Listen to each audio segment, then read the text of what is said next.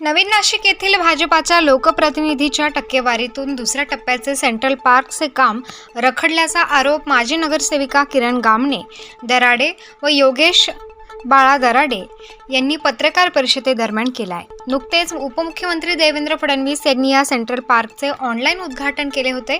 मात्र 10 महिने उलटूनही दुसऱ्या टप्प्याच्या कामाला अद्याप सुरुवात करण्यात आली नाही। तसेच पहिल्या टप्प्याच्या कामात भ्रष्टाचार झाल्याचा आरोप देखील दराडे यांनी केला आहे। वेळोवेळी या कामाची चौकशी होण्याबाबत दराडे यांनी महापालिकेशी पत्रव्यवहारही केला, मात्र अद्यापपर्यंत सदर कामाची चौकशी करण्यात आली नाही व कामही सुरू करण्यात आले नाही।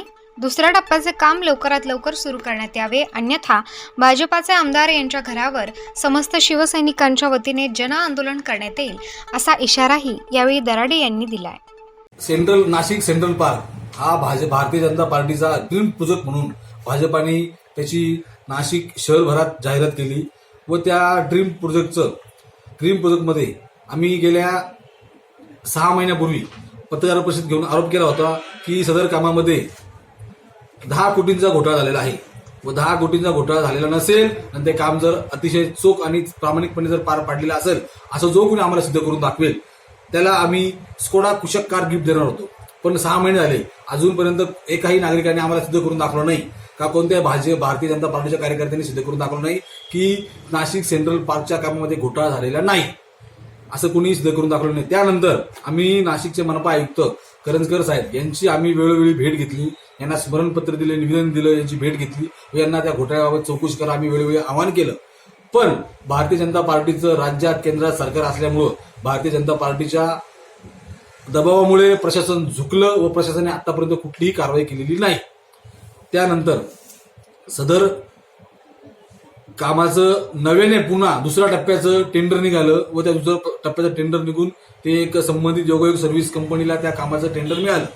त्या कामाचं टेंडर मिळाल्यानंतर आज 5 महिने झाले त्या ठेकेदाराला वर्क ऑर्डर मिळाली आहे, पण 5 महिन्यापासून त्या काम पूर्णपणे बंद आहे। त्या ठिकाणी मागील काही दिवसामध्ये स्थानिक नगरसेवक व आमदार यांच्यात काहीतरी आर्थिक देवाणघेवाणवरून तिथे त्यांचा वाद झाला व त्या वादामुळे ते काम बंद आहे असा आम्हाला संशय आहे।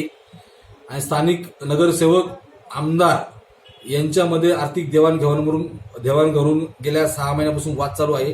त्या वादामुळे ते काम बंद आहे। ते काम बंद असल्यामुळे संपूर्ण नवीन नाशिक मधील ग्रामस्थ त्रस्त आहे।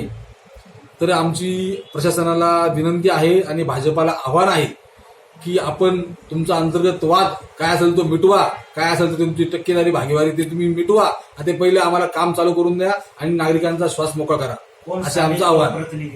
स्थानिक लोकप्रतिनिधी मुकेश शहाणे, छायाताई देवांग, दिलीप देवांग, सन्माननीय आमदार सीमाताई हिरे यांच्यामध्ये आर्थिक देवाणघेवाणवरून वाद आहे असा आम्हाला संशय आहे, म्हणून ते काम बंद आहे। आणि काम न सुरू झाल्यास तुमची पुढची भूमिका सदर काम हे येत्या 8 दिवसामध्ये जर सुरू झालं नाही तर आम्ही आमच्या प्रभागातील नागरिक ग्रामस्थांना घेऊन, आमच्या शिवसैनिकांना घेऊन सन्माननीय आमदार सीमाताई हिरे यांच्या संपर्क कार्यालयावर आम्ही मोर्चा काढू। स्टार न्यूज साठी प्रतिनिधी राजेंद्र धोंडे, नवीन नाशिक।